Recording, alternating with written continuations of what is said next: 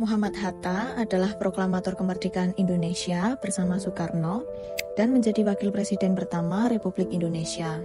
Dr. Andes Haji Muhammad Hatta lahir pada 12 Agustus 1902 di Bukit Tinggi, Sumatera Barat. Beliau wafat pada 14 Maret 1980 di Jakarta.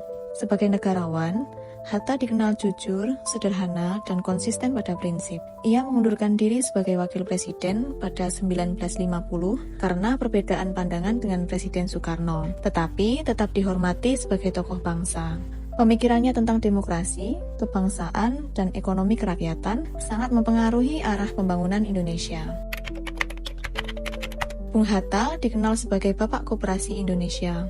Melalui koperasi, beliau mewujudkan perekonomian yang proaktif terhadap seluruh lapisan masyarakat. Apa yang dilakukan Bung Hatta ini merupakan wujud aktualisasi nilai dasar berakhlak, yaitu berorientasi pelayanan dalam rangka untuk memakmurkan masyarakat Indonesia dan secara luas membangun perekonomian nasional.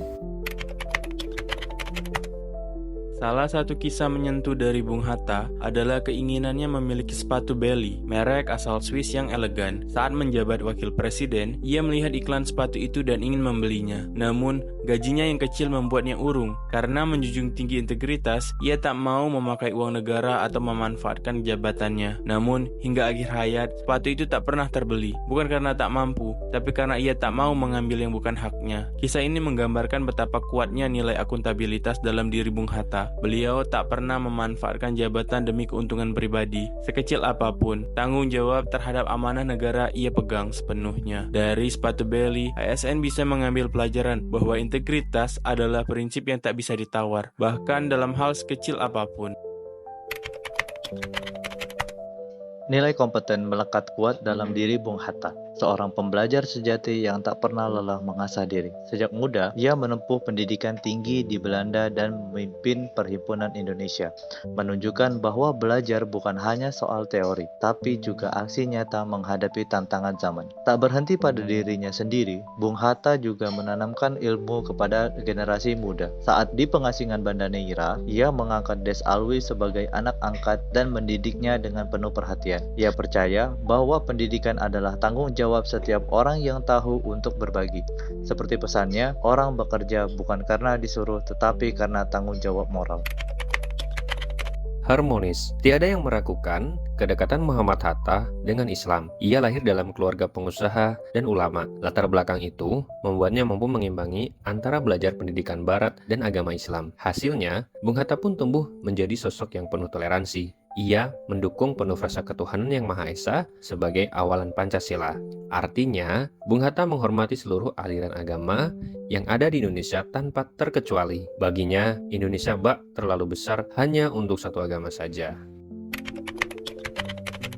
Loyalitas Bung Hatta bukan sekedar simbol, melainkan pilihan hidup. Ia setia kepada prinsip perjuangan, kepada rakyat Indonesia, dan kepada ideologi kebangsaan, meski harus menghadapi tekanan, pengasingan, dan risiko pribadi. Sejak muda, Hatta aktif dalam pergerakan kemerdekaan. Ia menjadi ketua Perhimpunan Indonesia di Belanda.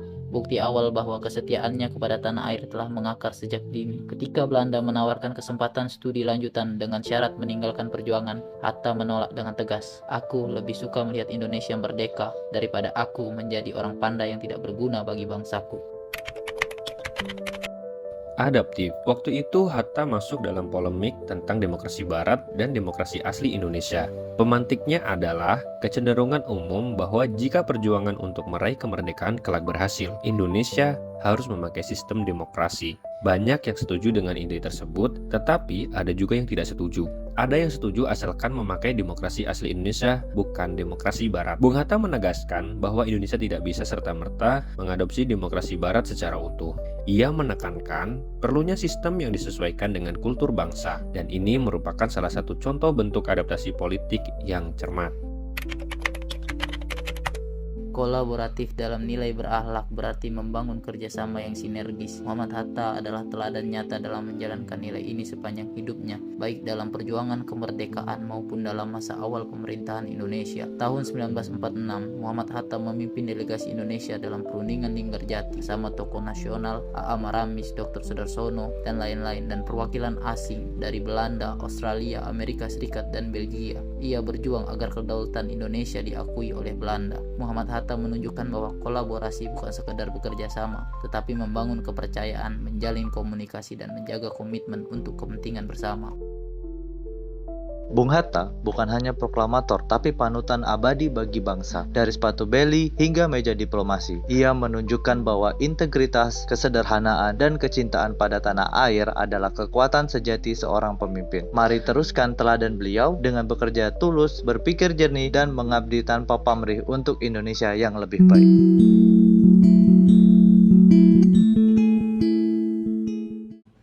Kami bangga melayani bangsa.